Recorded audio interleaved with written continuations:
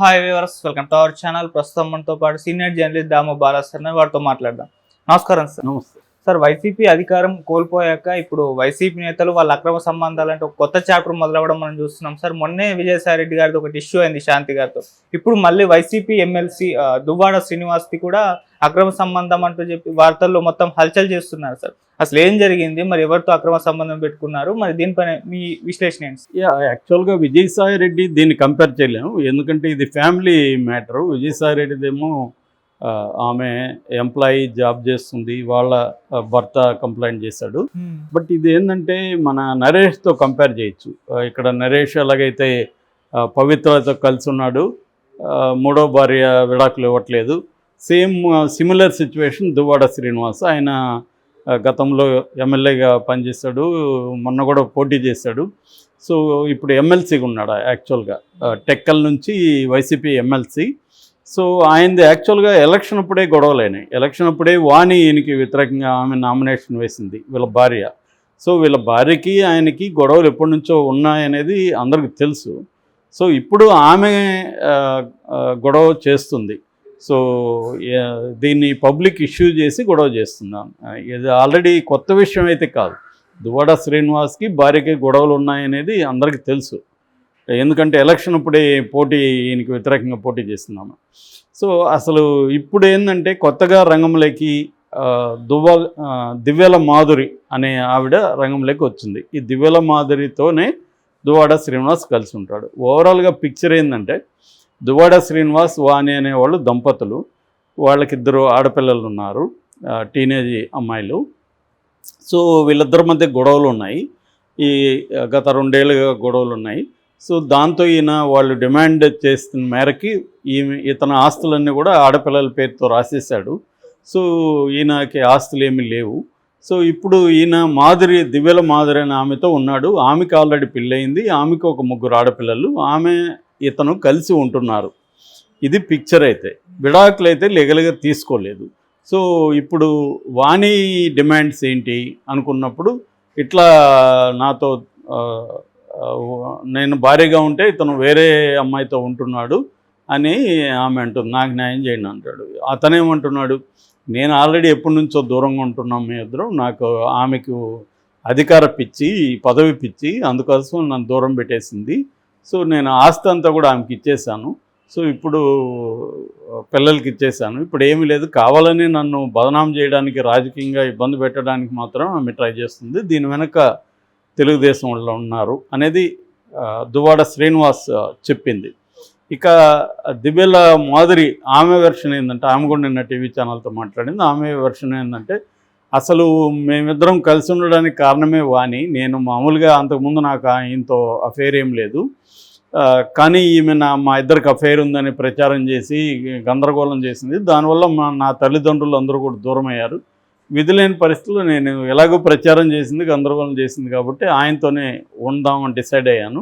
నేను ఆయన యాక్చువల్గా ఆత్మహత్య చేసుకోవాలనుకుంటే ఆయనే కాపాడారు అని ఆమె వెర్షన్ చెప్తుంది. అంటే సో ఆమె ఏం చెప్తుందంటే, నేను ఆస్తి కోసం ట్రాప్ వేసాను అంటున్నారు, ఆయన దగ్గర ఆస్తే లేదు. ఈయన యాక్చువల్గా మొన్న ఎలక్షన్లో నా డబ్బులు నేను 2 కోట్లు ఖర్చు పెట్టాను, నాకు మా భర్త నెలకు 10,000 సంపాదిస్తాడు, మాకు ఆస్తి ఉంది, కాబట్టి మేము వెల్ సెటిల్డ్ ఫ్యామిలీ మాది, నేను ఆస్తి కోసం ఆయన వలవేయాల్సిన అవసరం లేదు.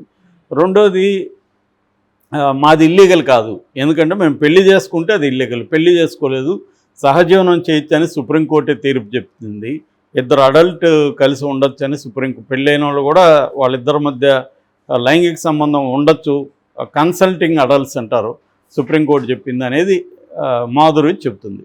అంటే క్లియర్గా ఇక్కడ మనకి అంటే కంప్లీట్ సమాచారం లేదు, మీడియాలో వచ్చిన దాన్ని బట్టి మనం అనలైజ్ చేయాల్సి ఉంటుంది, సమాచారం ఎంత ఉంటే దాన్ని పెట్టుకొని చేయాలి. సో ఇప్పటి వరకు ఉన్న సమాచారం కావచ్చు, మనకున్న గత అనుభవాల రీత్యా కావచ్చు, అనేక విషయాలు వీటిని చూసాం కాబట్టి, ఎందుకంటే మా ఎన్జిఓ తరపున కూడా కౌన్సిలింగ్ ఇలాంటి వాళ్ళకి ఇస్తుంటాం. బేసిక్గా ఏంటంటే ఇక్కడలాగైతే నరేష్, అందుకనే కంపేర్ చేస్తాం, నరేష్ ఆమె వాళ్ళ థర్డ్ వైఫ్ కలిసి ఉండే ఛాన్సే లేదు, వాళ్ళకి ఎట్టి పరిస్థితుల్లో కలిసి ఉండే ఛాన్స్ లేదు. కానీ ఆమె ఎందుకు విడాకులు ఇవ్వదు అంటే, క్లియర్గా ఆమె డిమాండ్ చేసే డబ్బులు ఇతను ఇవ్వట్లేదు, సో నువ్వు డబ్బులు ఇవ్వవు కాబట్టి నేను విడాకులు ఇవ్వనని ఆమె ఇది చేసింది.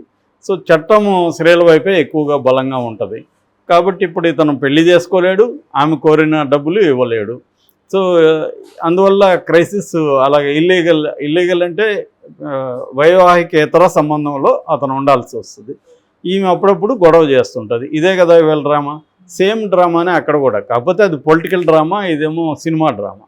ఇది చాలామంది జీవితాల్లో కూడా ఇలాంటివి నడుస్తుంటాయి. ఎందుకంటే భార్యాభర్తల మధ్య గొడవలు వస్తాయి, వాళ్ళు కలిసి ఉండే పరిస్థితి ఉండదు. భార్య ఏమో విడాకులు ఇవ్వదు, ఎందుకంటే భర్త నుంచి ఆమె డబ్బులు ఆశిస్తుంది. మామూలుగా అయితే భర్త ఆస్తిలో ఆమెకేం వాటాయిగా ఇవ్వాల్సిన రూల్ ఏమీ లేదు. ఓన్లీ భార్యలు క్లెయిమ్ చేయొచ్చు. ఏంటి క్లెయిమ్ చేయొచ్చు? భరణం క్లెయిమ్ చేయొచ్చు, అంతకంటే ఏమి లేదు. సో అంతేగాని నీ భర్త ఆస్తిలో నాకు వాటా కావాలని లీగల్గా క్లెయిమ్ చేయలేరు. కాబట్టి వీళ్ళు ఏం చేస్తారు, విడాకులు నేను ఇవ్వను, నువ్వేం చేస్తావు చేసుకో అని వీళ్ళు అంటారు. మామూలుగా ఇద్దరు కలిసి విడాకులకు అప్లై చేస్తే వితిన్ 6 monthsలో విడాకులు వస్తాయి. కానీ కంటెస్ట్ చేస్తే ఎవరైనా, అంటే నాకు విడాకులు వద్దని కానీ గట్టిగా ఉంటే, అవతల వ్యక్తి విడాకులు కావాలంటే కోర్టులో గ్రౌండ్స్ గట్టిగా ఉంటే కానీ రావు.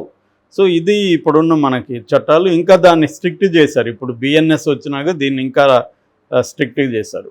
అందువల్ల ఇది కొంత స్త్రీలకు ఫేవర్గా ఉండడం మంచిదే. ఎందుకంటే ఫైనల్గా చాలా ఫ్యామిలీస్లో భార్యాభర్తల గొడవలో భార్య బలవుతుంది ఫైనల్గా మెజారిటీ కేసుల్లో.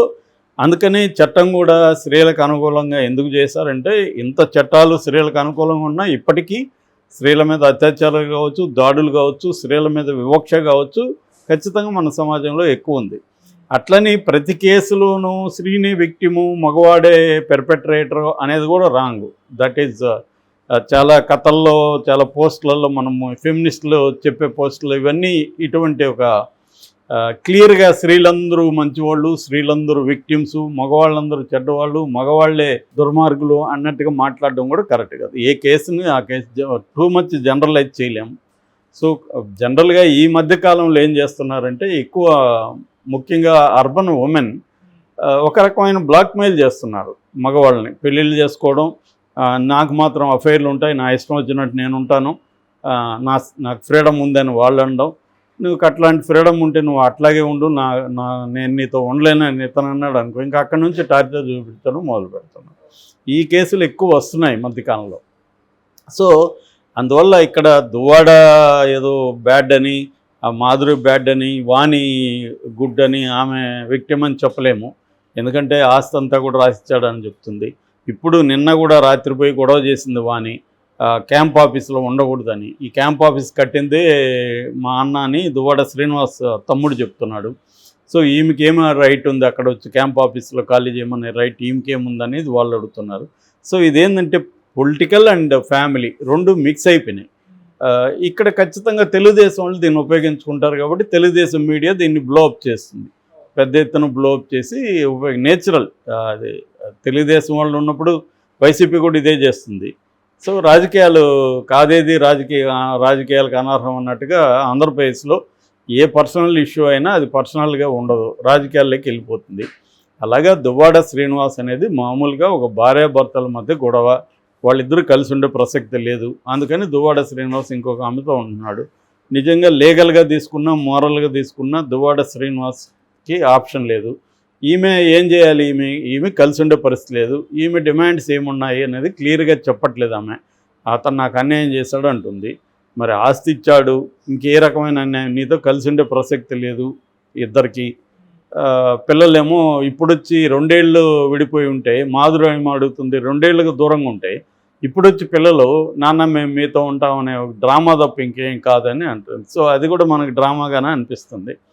సో క్లియర్గా వాణి ఇతని కక్ష, వీడు చాలామంది స్త్రీలకు ఎలా ఉంటుందంటే నన్ను వదిలేసి వీడు హ్యాపీగా ఉన్నాడు, వీడిని హ్యాపీగా ఉంచని అన్న యాటిట్యూడ్ కూడా చాలామందిలో ఉంటుంది.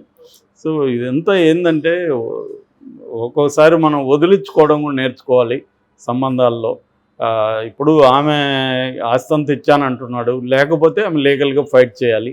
సో ఇదంతా ఏంటంటే పొలిటికల్గా ఇతను వైసీపీలో ఉన్నాడు కాబట్టి ఇతను బదనాం చేయడానికి ఖచ్చితంగా తెలుగుదేశం వాళ్ళు ఆమెకు కూడా హెల్ప్ చేసే అవకాశం ఉంది. ఓకే, కాబట్టి ఇది ఫ్యామిలీ మ్యాటర్ అయితే మామూలుగా ఫ్యామిలీ మ్యాటరే, భార్యాభర్తల ఇష్యూలే అత్యంత కాంప్లెక్స్గా ఉంటాయి.